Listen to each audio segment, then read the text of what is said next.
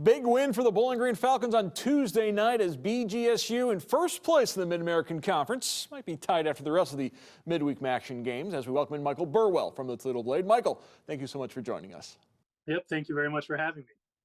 A big win for the Falcons. Not only do they get that elusive home win that we've talked about in the past, but they're bowl eligible for the third straight year. Hopefully not going back to Detroit for the third straight year, although they'd love to get to Detroit in the MAC title game in December, but we're getting ahead of ourselves. Let's just talk about beating Western.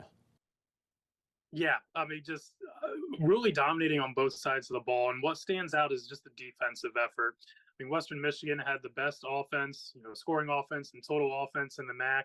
In MAC games, they were unstoppable this year. And BG held them to, 13 points, which is their second lowest of the season, just 292 total yards, which was one of their lowest.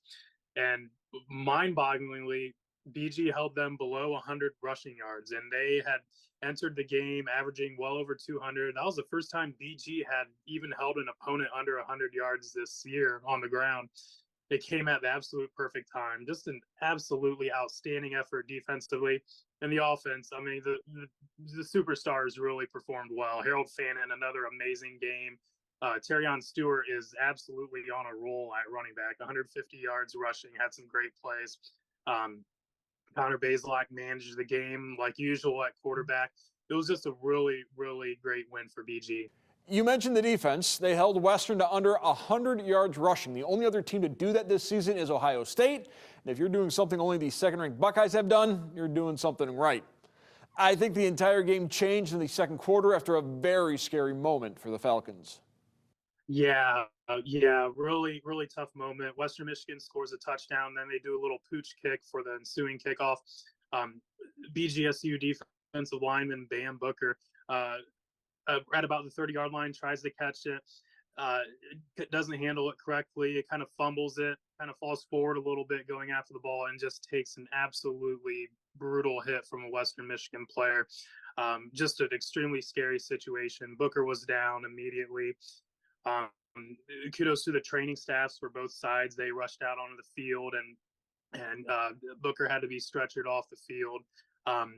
Thankfully, Coach Scott Leffler said he thinks Bam's going to be okay. He said that in the post-game press conference. So hopefully he's going to be able to improve and everything.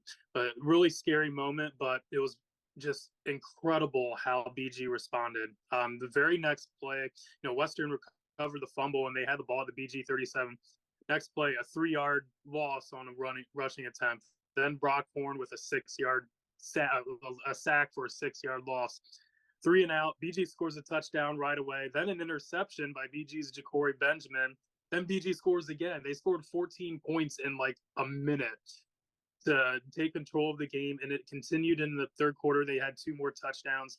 Just an absolutely remarkable response after such a scary situation there. Harold Fannin Jr. scoring the touchdown right after that 3-and-out and an interesting social media post proving that college coaches are a lot like the rest of us. They live on social media. Let me read it. Glad he stayed at BG and became the most dominant player at his position. A great lesson to players that's being tampered. Understand what you have and become the best version of yourself. Go break the records, young man. That's from Thomas Hammock, the Northern Illinois head coach. Perhaps a message to his own players just as much as a congratulatory message to Fannin. Now, Scott Leffler has hinted at that. Others in the MAC have as well, but the bigger schools poaching their players. And Harold Fannin had offers last season. He could have left Bowling Green, but he stayed, and it worked out well for him and worked out pretty fantastic for the Falcons. Yeah, it really has. I mean, it's just so sensational to watch Harold Fannin on a weekly basis. I mean, he just makes all the great plays, and I mean, he's such a reliable target, but you can line him up anywhere and he's going to perform well. Some of those routes that he ran yesterday were just outstanding. His first touchdown, I think he had a little hesitation move and ended up going right, putting a move on the safety and getting right down the field for a touchdown.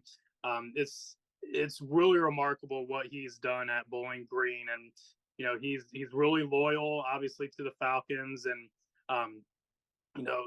it's just really fun to watch, and you're really kind of appreciating greatness right now because he's currently leading the nation in receiving yards. That's mind-boggling, especially for a tight end. So it's it's been pretty fun to watch him play.